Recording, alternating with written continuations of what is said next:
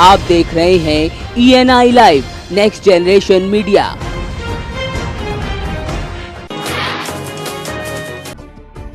मुरादाबाद जनपद में भारतीय वाल्मीकि धर्म समाज के लोगों ने भाजपा सरकार पर दलित विरोधी होने का आरोप लगाते हुए हिंदू धर्म त्याग दिया। साथ ही घरों में रखी भगवान की मूर्तियों को रामगंगा में प्रवाहित कर दिया। सहारनपुर से लेकर संभल तक दलितों पर हुए हमले के लिए भाजपा नेताओं को जिम्मेदार ठहराते हुए वाल्मीकि समाज के लोगों ने वर्तमान योगी सरकार को कटघरे में खड़ा कर दिया। दलित नेता लल्ला बाबू ने अभी कोई धर्म अपनाने का तो ऐलान नहीं किया, लेकिन उन्होंने जल्द ही नमाज पढ़ने की बात कहकर इशारा दे दिया।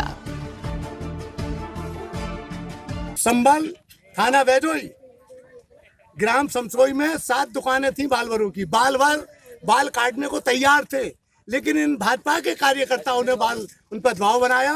पंडित ठाकुरों ने कि तुम देखो इनके बाल काटोगे तो हम नहीं काटेंगे, तुम दुकानें बंद कर दो।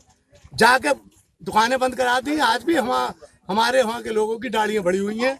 हम मुसलमान जैसे लग रहे हैं तो क्यों ना हम और किसी धर्म में चले।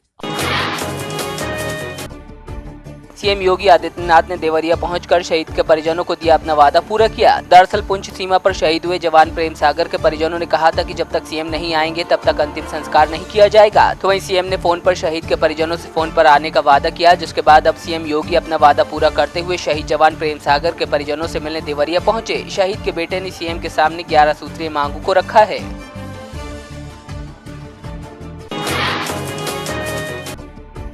बलिया जनपद में भाजपा विधायक ने अपनी सरकार के खिलाफ ही बिगुल फूंक दिया है। बीजेपी विधायक सुरेंद्र सिंह बाढ़ निरोधक कार्य शुरू न होने से इतने नाराज हुए कि उन्होंने करीब 6 किलोमीटर लंबी मानव श्रृंखला बना दी, ताकि चिर निद्रा में सो रही सरकार और प्रशासन की आंखें खुल सकें। दरअसल बलिया गंगा और घाघरा से घिरा हुआ है, लिहाजा हर साल बाढ़ से लाखों लोग बेघर हो जाते हैं। विधायक सुरेंद्र का कहना है कि बाढ़ नियंत्रण कार्य शुरू कराने के लिए उन्होंने मुख्यमंत्री योगी आदित्यनाथ और राज्य मंत्री उपेंद्र तिवारी तक से गुहार लगाई, लेकिन काम नहीं शुरू हुआ। इस दौरान बीजेपी विधायक ने कहा कि बाढ़ से निपटने के लिए यूपी सरकार से बेहतर काम पड़ोसी राज्य की नीतीश सरकार ने बिहार में किए हैं। यदि 1 सप्ताह के भीतर कार्य प्रारंभ नहीं हुआ तो 24 तारीख को मैं वचन दिया हूं दावा की जनता को कि मेरी लाश पर कोई भी मकान गिरेगी। अब या तो मेरा लाश निकलेगा, नहीं तो मैं किसी का मकान गिरने नहीं दूंगा। और 24 तारीख को मैं यहीं हनुमान जी के मंदिर के पास भूख हड़ताल पर बैठ जाऊंगा। बाढ़ की तैयारी जो है निश्चित रूप से हमारी तुलना में बिहार की सरकार अच्छी की है। सत्य को स्वीकारना सामाजिक जीवन के व्यक्ति का धर्म होता है, मैं इसको स्वीकार करता हूँ।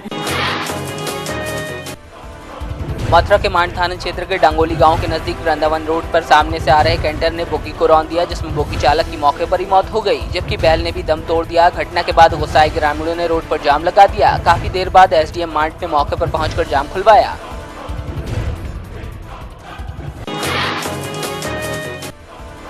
हाथरस के थाना चंदप्पा के गांव अल्हेपुर के जंगल में युवक का शव पेड़ से लटकता मिलने के बाद हड़कंप मच गया। मामले की सूचना मिलने पर पुलिस अधिकारी मौके पर पहुंचे। बताया जा रहा है मृतक के गांव की लड़की किसी युवक के साथ चली गई थी, जिसको लेकर लड़की का पिता मृतक पर दबाव बना रहा था। फिलहाल शव को पोस्टमार्टम के लिए भेज पुलिस मामले की जाँच में जुटी है।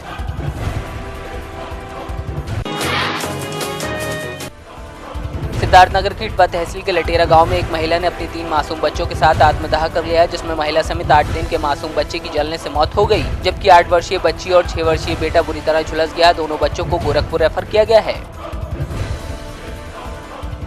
एक महिला और 2 बच्चों के जलने की बात प्रकाश में आई है और तत्काल पुलिस मौके पर पहुंच गई है। जब मौके पर पुलिस पहुंची तो महिला मृत पाई गई और साथ में 2 उसके बच्चे जो 8 वर्ष और 6 वर्ष के बच्चे हैं वो अर्ध जले हुए हालत में पाए गए। उनको तत्काल जो है वो अस्पताल पहुंचाया गया है और आगे की पुलिस कार्रवाई की जा रही है।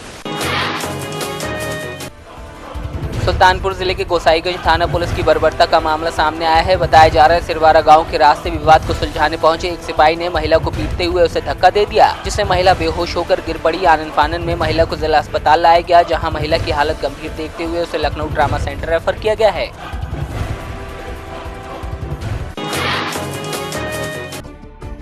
कन्नौज में सरकारी जमीन पर अवैध कब्जा करने वाले भूमाफिया को नोटिस देने पहुंचे राजस्व कर्मी को भूमाफिया ने बंधक बनाकर जमकर पीटा। पीड़ित राजस्व कर्मी ने मामले की शिकायत पुलिस को दी, लेकिन 24 घंटे बीत जाने के बावजूद पुलिस ने दबंगों के खिलाफ मुकदमा नहीं लिखा था। पुलिस ने उप जिलाधिकारी के आदेश को भी नहीं माना, तो वहीं अब लेखपाल संघ के पदाधिकारी मुकदमा न लिखने पर हड़ताल पर जाने की बात कह रहे हैं।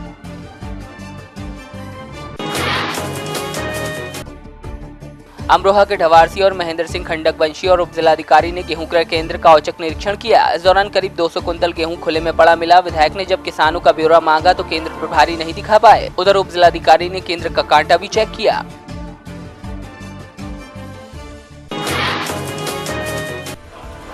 गुरदासपुर के गांव चौड़ा में 20 फीट गहरे कुएं में लगी पुरानी ईंटें निकालते समय बड़ा हादसा पेश आया। कुएं में 5 मजदूर काम कर रहे थे। इसी दौरान मिट्टी का ढेर 2 मजदूरों पर गिर गया, जिसमें दोनों मजदूरों की दर्दनाक मौत हो गई। तो वहीं विचलित कर देने वाला मामला उस वक्त सामने आया जब जेसीबी मशीन से शव निकालते समय एक मजदूर का सर बुरी तरह कट गया।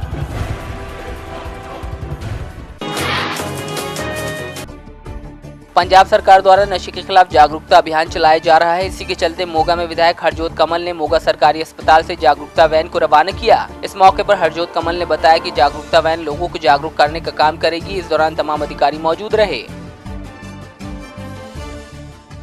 मैं समझदा कि नशे नूं जां किसी भी चीज़ नूं बंद करने वास्ते 2 ही चीज़ां जरूरी होंदियां, एक उहदी अवेयरनेस क्रिएट करना और एक डर पैदा करना। और अज दी इस वैन दे विच जिथे ड्रोन वास्ते उहदी विजुअलाइजेशन ते दूजियां पिक्चराइजेशन की गई है, उत्थे ही नाल अवेयरनेस क्रिएट करने का एक उपराला किया गया और मैं समझदा कि एक सफल उपराला। छिंदवाड़ा पुलिस और क्राइम ब्रांच ने एक घर पर छापेमारी करते हुए आईपीएल पर सट्टा लगाने वाले रैकेट का भांडाफोड़ किया। पुलिस ने मौके से 40 मोबाइल और लैपटॉप समेत करीब 7 लाख की नकदी बरामद की। साथ ही पुलिस ने सट्टा कारोबारी को भी दबोच लिया। पुलिस की माने तो पकड़े गए सटोरी पर करीब 16 मामले चल रहे हैं। तो वहीं पुलिस ने बताया कि सट्टा कारोबारी के तार कई राज्यों से जुड़े हैं। कैश है 1 लाख रुपए और जो इन्होंने लिखा पढ़ी किया, पुलिस ने काफ़ी दूर तक तो जांच किया। बाद में फिर पुलिस ने छोड़ दिया। लगभग 50-60 लाख का इनके पास हिसाब किताब है कंप्यूटर में, मोबाइल में और लिखा पढ़ी में। तो ये मतलब इनका जो रिकॉर्ड देखा जाए तो काफ़ी बड़े स्तर पर सट्टा का लिखने का इनका रिकॉर्ड है और इनका जो फैलाव है वो प्रदेश के बाहर भी है। दमोह जिले में बर्फ की कुल्फी खाने से 2 दर्जन बच्चे बीमार पड़ गए थे। इस घटना के बाद प्रशासन हरकत में आया और जिला खाद्य अधिकारी ने जिला मुख्यालय में मुश्की बाबा इलाके में संचालित कुल्फी बनाने की फैक्ट्री पर छापा मारा। इस दौरान जांच के लिए सैंपल भरे गए तो यहाँ मानक दूषित ऑरेंज कैंडी का 400 लीटर घोल नष्ट करवाया गया।